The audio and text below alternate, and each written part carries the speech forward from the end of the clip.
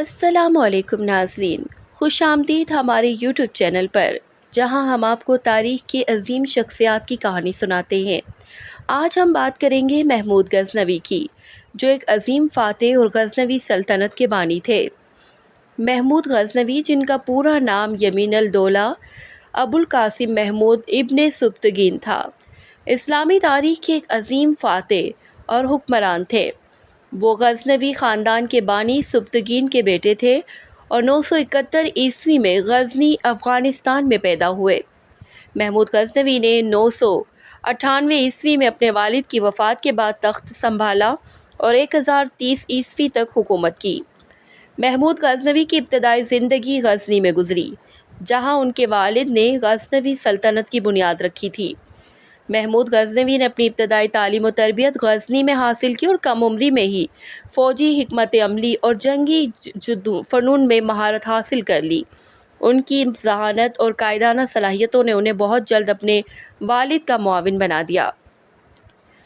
998 عیسوی میں سبکتگین کی وفات کے بعد محمود غزنوی نے اپنے والد کی جگہ لی اور غزنی کے حکمران بنے۔ تخت نشینی کے فوراً بعد محمود نے اپنی سلطنت کو وسعت دینے کا ارادہ کیا اور شمالی ہندوستان کی جانب اپنی توجہ مرکوز کی۔ ان کا پہلا بڑا حملہ 1001 عیسوی میں ہوا، جب انہوں نے موجودہ پاکستان کے علاقے پنجاب میں واقع ہندوستانی راجا جے پال کے خلاف جنگ کی۔ محمود غزنوی کی فتوحات کا سلسلہ جاری رہا اور انہوں نے 1001 سے 1027 عیسوی کے درمیان ہندوستان پر 17 حملے کیے۔ ان حملوں کا مقصد ہندوستان کی دولت اور ثقافتی ورثے کو اپنے قبضے میں لینا تھا۔ ان میں سب سے مشہور حملہ 1025 عیسوی میں سومناتھ کے مندر پر ہوا۔ سومناتھ کے مندر ہندوستان کے اہم ترین اور مقدس ترین مندروں میں سے ایک تھا، اور اس کی دولت اور شان و شوکت نے محمود کو اپنی طرف متوجہ کیا۔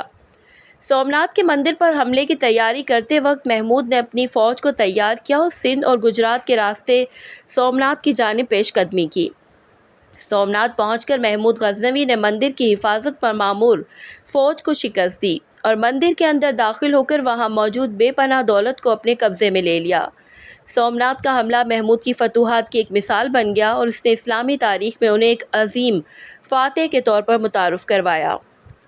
محمود غزنوی نے صرف فوجی فتوحات ہی نہیں کی، بلکہ غزنی کو ثقافتی اور علمی مرکز بھی بنایا۔ انہوں نے غزنی میں کئی عظیم عمارتیں تعمیر کرائیں، جن میں مساجد، مدارس اور لائبریریاں شامل ہیں۔ محمود غزنوی نے دانشوروں اور علماء کو اپنے دربار میں مدعو کیا اور ان کی حمایت کی۔ ان کے دربار میں فردوسی جیسے مشہور شاعر اور البیرونی جیسے عظیم سائنسدان موجود تھے۔ البیرونی، پورا نام ابو ریحان محمد بن احمد البیرونی، ایک عظیم مسلم سائنسدان، ماہر فلکیات، ریاضی دان اور فلسفی تھے۔ انہوں نے 11ویں صدی میں علم کی دنیا میں انقلاب برپا کیا۔ البیرونی کا زمانہ محمود غزنوی کے دور حکومت میں گزرا، جو خود ایک عظیم فاتح اور حکمران تھے۔ دونوں شخصیات کی زندگیوں نے نہ صرف ان کے اپنے دور میں بلکہ بعد کے زمانوں میں بھی گہرا اثر چھوڑا۔ البیرونی کا تعلق خوارزم سے تھا، جو آج کل ازبکستان کے علاقے میں واقع ہے۔ ان کی پیدائش 973 عیسوی میں ہوئی۔ بچپن ہی سے البیرونی کو علم و حکمت سے گہرا لگاؤ تھا۔ انہوں نے مختلف علوم میں مہارت حاصل کی، جن میں فلکیات، جغرافیہ، ریاضی، طب اور فلسفہ شامل ہے۔ ان کی کتابیں اور تحقیقاتی مقالات آج بھی علم کی دنیا میں اہمیت رکھتے ہیں۔ دوسری طرف محمود غزنوی ایک مشہور فاتح اور حکمران تھے، جو غزنی، موجودہ افغانستان کے تخت پر 998 عیسوی میں براجمان ہوئے۔ انہوں نے اپنے دور میں کئی مہمات انجام دیں اور ہندوستان پر متعدد حملے کیے۔ ان کے حملوں کا مقصد نہ صرف فتح بلکہ ہندوستان کے عظیم علمی اور ثقافتی ورثے کو بھی اپنے ساتھ لانا تھا۔ البیرونی اور محمود غزنوی کے درمیان تعلقات کی داستان ایک دلچسپ پہلو رکھتی ہے۔ محمود غزنوی نے البیرونی کو اپنے دربار میں مدعو کیا اور ان کی علمی صلاحیتوں کا اعتراف کیا۔ البیرونی کو محمود غزنوی کے دربار میں کافی عزت و احترام ملا اور انہیں اپنی تحقیق و تصنیف کا کام جاری رکھنے کے لیے وسائل فراہم کیے گئے۔ البیرونی نے محمود غزنوی کے ساتھ ہندوستان کا سفر بھی کیا۔ اس سفر کے دوران البیرونی نے ہندوستانی ثقافت، علوم اور مذاہب کا گہرائی سے مطالعہ کیا۔ ان کی کتاب کتاب الہند ہندوستان کے بارے میں ایک اہم اور تاریخی جغرافیائی دستاویز ہے، جس میں انہوں نے ہندوستانی معاشرت، مذہب، علوم اور زبانوں کا تفصیلی تجزیہ پیش کیا ہے۔ اس کتاب کی اہمیت کا اندازہ اس بات سے لگایا جا سکتا ہے کہ یہ آج بھی ہندوستان کی تاریخ و ثقافت کے مطالعے کے لیے ایک بنیادی حوالہ سمجھی جاتی ہے۔ محمود غزنوی کی علمی سرپرستی نے البیرونی کو اپنی تحقیق میں مزید گہرائی اور وسعت دینے میں مدد دی۔ البیرونی نے محمود غزنوی کے دور حکومت میں کئی اہم علمی کارنامے انجام دیے۔ ان کی ایک اور کتاب القانون المسدودی ہے جو فلکیات اور جغرافیہ کے موضوعات پر مشتمل ہے۔ اس کتاب میں البیرونی نے زمین کے گول ہونے کی تصدیق کی اور اس کا قطر بھی معلوم کیا، جو اس وقت کے حساب سے ایک بہت بڑا کارنامہ تھا۔ محمود غزنوی اور البیرونی کا تعلق صرف علمی تعاون تک محدود نہیں تھا، بلکہ دونوں کے درمیان ایک گہرا احترامی رشتہ بھی تھا۔ محمود غزنوی نے البیرونی کے علمی خدمات کا اعتراف کرتے ہوئے انہیں امام الہند کا خطاب دیا۔ البیرونی نے محمود غزنوی کی حکمرانی کے دور میں علمی اور تحقیقی کاموں کو فروغ دیا اور ان کی حمایت سے مختلف علوم میں نئی تحقیقات کی۔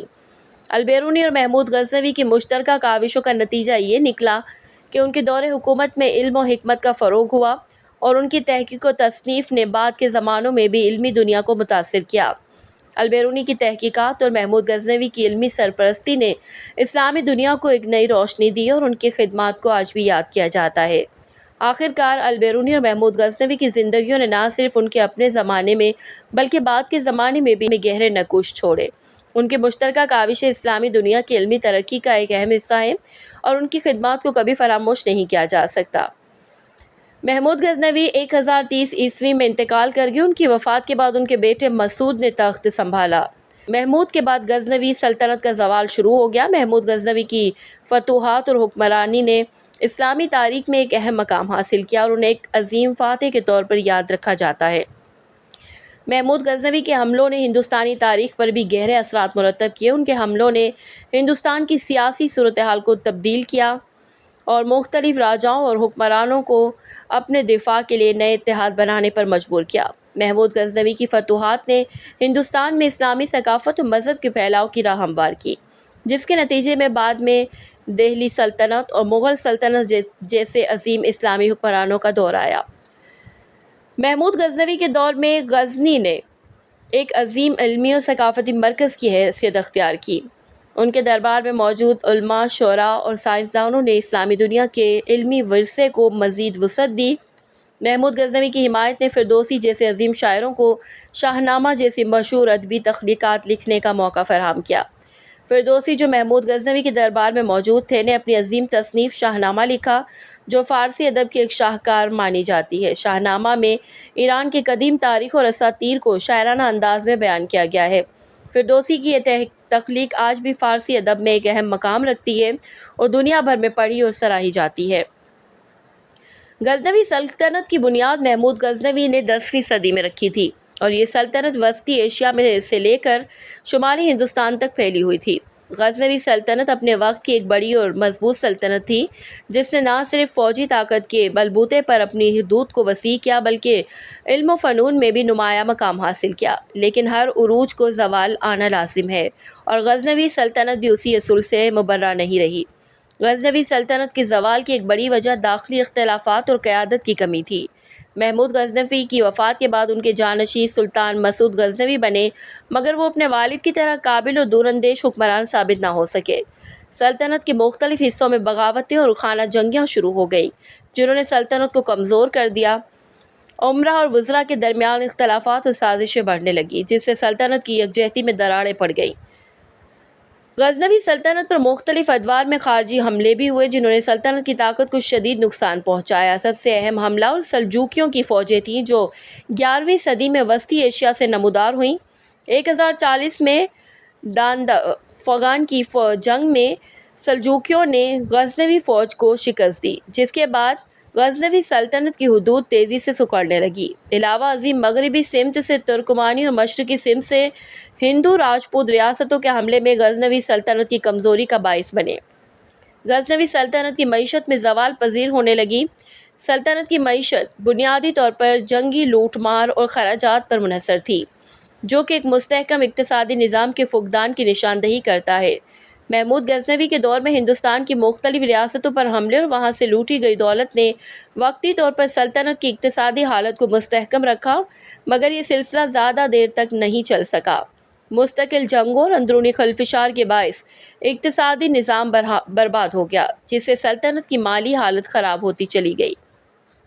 سلطنت کے زوال کے دوران علم و فنون میں بھی کمی واقع ہوئی۔ محمود غزنوی کے دور میں غزنی شہر علمی اور ثقافتی مرکز تھا، مگر زوال کے بعد یہ شہر بھی اپنی رونق کھو بیٹھا۔ علماء، شعراء اور افکار یا تو قتل کر دیے گئے یا انہوں نے دوسرے علاقوں کی طرف ہجرت کر لی۔ غزنوی سلطنت کے زوال کی ایک اور وجہ اسلامی دنیا میں ابھرنے والی نئی قوتیں بھی تھیں۔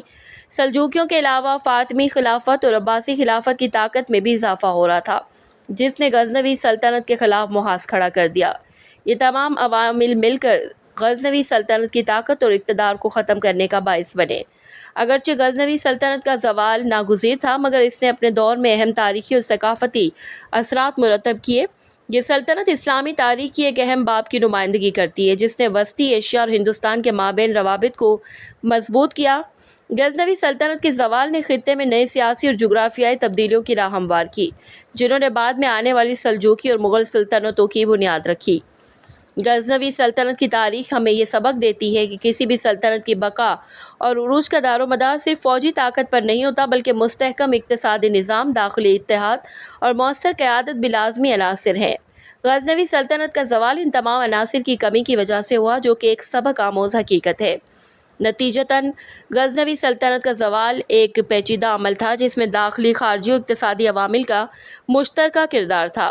یہ زوال اسلامی تاریخ کا ایک اہم حصہ ہے، جو ہمیں ماضی کی غلطیوں سے سیکھنے اور مستقبل کے لیے بہتر منصوبہ بندی کرنے کا موقع فراہم کرتا ہے۔ محمود غزنوی کی فتوحات نے نہ صرف اسلامی دنیا کو متاثر کیا، بلکہ ہندوستانی تاریخ میں بھی ایک اہم باب کا اضافہ کیا۔ ان کی حکمت عملی، فوجی مہارت اور علمی سرپرستی نے انہیں ایک عظیم فاتح اور حکمران کے طور پر متعارف کروایا۔ محمود غزنوی کی زندگی اور کارنامے آج بھی تاریخی تحقیق کا موضوع ہیں، اور ان کی فتوحات کے اثرات آج بھی محسوس کیے جاتے ہیں۔